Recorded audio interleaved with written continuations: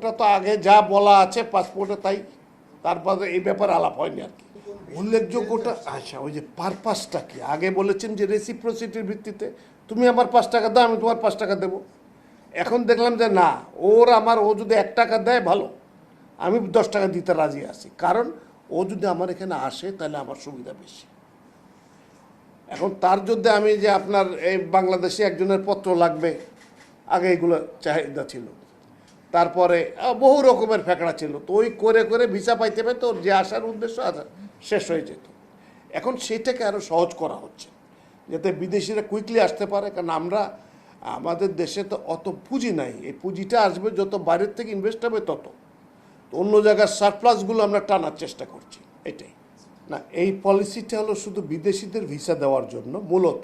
তবে আপনি বলেছেন এইটা এখন আমরা যে মোটামুটি যে কম্পিউটার সিস্টেমে যাচ্ছি, তাতে আর লোকজনের আসা যাওয়া আর পাসপোর্ট নম্বর আর চেহারা আর এই ফিঙ্গারপ্রিন্ট লুকানোর কোনো বুদ্ধি নাই, ফলে এগুলো এখন খুব কুইকলি অ্যাসেম্বল করতে পারে। এটা এসবিও পারে, ইমিগ্রেশন সময় যখন আসে তাদের কাছে নাম থাকছে, নাম্বার থাকছে, কে কবে ঢুকলো কবে বেরোলো, তো ওইটা শুধু বসে ইন্টেলিজেন্টলি দেখা দরকার এখন এনফোর্সমেন্টে, মানে গভর্নমেন্টের এফিসিয়েন্সি আরও বাড়াইতে হবে, সেইগুলোর দিকে চেষ্টা চলছে এখন। ধন্যবাদ। This a very intelligent question, but is a very pertinent question as well. দেখেন, ব্যবসায়ীর ড্রাইভিং ফোর্স একটাই, যে ওখানে যদি ইনভেস্ট করি আমার টাকা আসবে। নগদ নিয়ে এলো হার না মানা হার অফার। সর্বনিম্ন 10,000 টাকা রেমিটেন্স নগদে পাঠালে থাকছে স্বর্ণের হার জেতার সুযোগ। তাহলে যাওয়ার আগে যদি আমি একটা পাহাড় তুলে তুলি, তোমার এই নাম কি, বাপের নাম কি, দাদার নাম কি, তোমার ওই বাড়িতে ছাগল কয়টা আছে, এই সমস্ত প্রশ্ন তো আর করার কোনো জাস্টিফিকেশন নাই এখন আর। তাকে যত সহজ করে দেওয়া, যে তুমি একবার আসলে ব্যবসায় ইনভেস্ট করতে আসছো, ঠিক আছে, তুমি 1 বছরের ভিসা তোমার দিয়ে দিলাম, মাল্টিপল ভিসা তুমি যতবার ইচ্ছা আসো, বা 5 বছরের দিলাম বা 3 বছরের দিলাম, তাহলে সুবিধাটা কী হবে?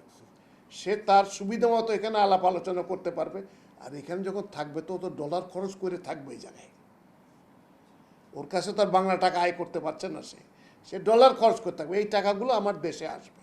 সে যদি ইনভেস্ট নাও করে, সে এসে এখানে বেড়াইলো, থাকলো, এর সাথে আলাপ করলো, 2 মাস আলাপ, 2 মাসের যে টাকা পয়সা খরচের হিসাব, এবং ওই যে কথাগুলো বলেন, ও ভয়ে কিন্তু খাবে হলো ভালো রেস্টুরেন্টে, ভালো হোটেলে থাকবে, তো ও মোটামুটি আমার একটা বেশ ভালো অঙ্কের টাকা রেখে যাবে, অন্তত এইটুকু লাভ তো হবে।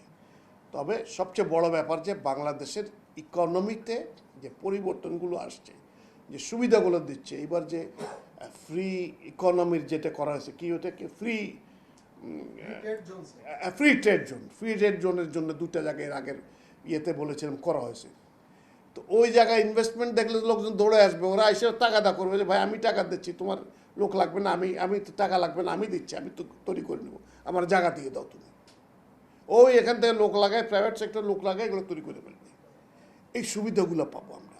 ফলে আমি এটা দেখি যে ইট ইজ হাই টাইম, এবং ইট ইজ ভেরি লাইকলি যে একটা তো চেঞ্জিং পর্যায়ে যাচ্ছি আমরা, এই পর্যায়ে গেলে হয়তো কিছুদিন পরে আমার মনে হতে পারে না আরেকটু সুবিধা করা দরকার, বা এই জায়গায় টাইট দেওয়া দরকার।